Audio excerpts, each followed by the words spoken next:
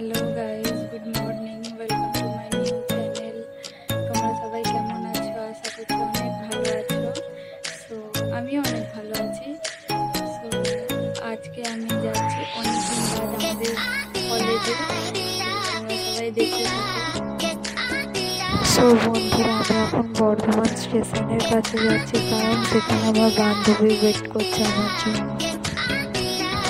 বন্ধুরা, তোমাদের সঙ্গে কথা বলতে বলতে চলেই এসছে বর্ধমান স্টেশনের কাছে।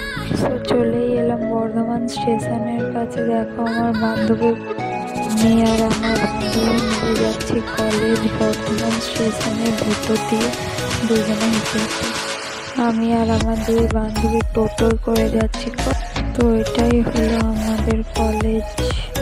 তো বন্ধুরা, আজকে কলেজ গিয়েছিলাম 5th সেমের রেজাল্ট নিয়ে আসার জন্য।